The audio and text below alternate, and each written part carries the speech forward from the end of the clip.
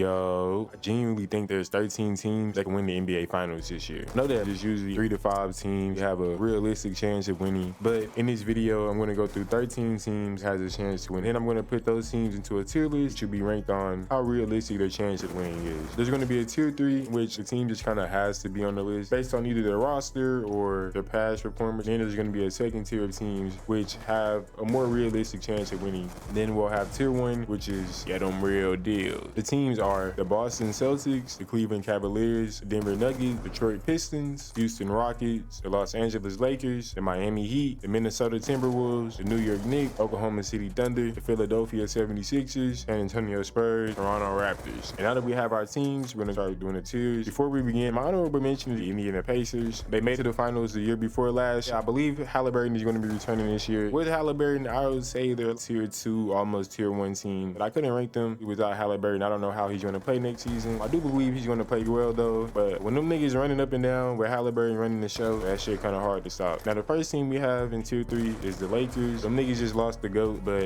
I don't think you can count out a team that's building around Luka. They also just got Colin Sexton, Quentin Grimes, dude from Toronto, Walker Kessler, of course. I just feel like it's crazy to count Luka out, especially when there's like a team that's solely built around him. Now they got my boy Brownie off the bench. The next team I have in tier 3 is the Houston Rockets. I was about to put them in tier 2, but I still don't know what they do whenever you send 2 at KD. But they did get Bogey. I know Marcus Smart and Fred VanVleet being back is gonna help a lot of those playmaking issues they had, but I don't know, I'm nuts. The next team in tier 3 is the Cleveland Cavaliers. Now I am a James Harden fan, so I might just be being a little biased, but we don't have no chance. I just gotta put it in there for the love of the game, man. Moving on to tier 2, we got the Boston Celtics. I know they had a big change. I feel like JT finna go crazy this year. Niggas really trying to say Jaylen Brown better than Jason Tatum, bro. I'm not trying to hate, bro. He been balling. Get your chicken, get your cheese. Y'all not watching the games, bro. They also got Mitchell Robinson, which should help because they didn't have a big last year. I'm still concerned about how they're gonna guard. Their front court now is Kata and Mitchell Robinson, which is I don't know about that one. Oh, they got Luka guards the 2 that be running at the 5. Also in tier 2, we got the Denver Nuggets. I ain't gonna lie, now that I'm thinking about it, they might really be a tier 3 team. You just can't count out Jokic,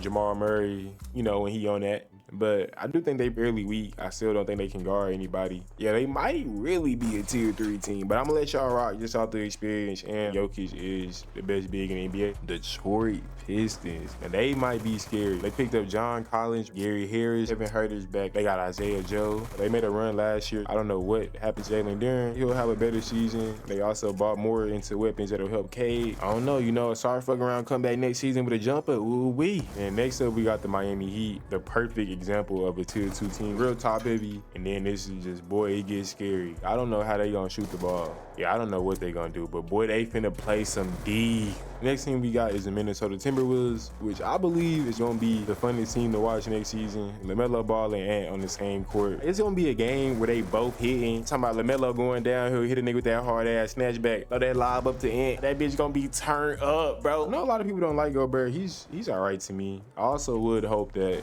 with LaMelo around him, hopefully won't be his ass. LaMelo is just gonna thrive with this roster, with these weapons around him. He got Ayo, Ant, of course, Daddy McDaniels, Aaron Shannon Jr. I wouldn't be surprised if they made some noise. Next team we got in tier 2 is Philly. This is probably the best team in tier 2. I really wanted to put in tier 1, so I'm just about to read these names: Jaylen Brown, DJ Edgecombe, Joel Embiid, Tyrese Maxey, Anthony Simons. I just want you to think about how much scoring that is right there. With Philly every year, they go as Joel Embiid goes. He'll probably be healthy as fuck this season. Oh no, I get Philly though. I ain't gonna lie. Next team we have is the Toronto Raptors. I'm assuming they are going to get Kawhi. I know he's trying to duck them, you feel me? We ain't gotta speak on it though. I feel like they've always just been one bucket getter away. Brandon Ingram is a bucket, but just a more solidified scorer. Do we even have to talk about what Kawhi did last time he was in Toronto? Granted, that was 7 years ago. Fuck. First team we have in tier 1 is the San Antonio Spurs. They definitely sold that shit last year. They have a lot of young players on their team. They're only going to get better with more experience. They also picked up Tobias Harris. They made it to the finals last year, had a chance. They have the best defender in the NBA. Next, we have the Oklahoma City Thunder, reigning MVP, best scorer in the NBA.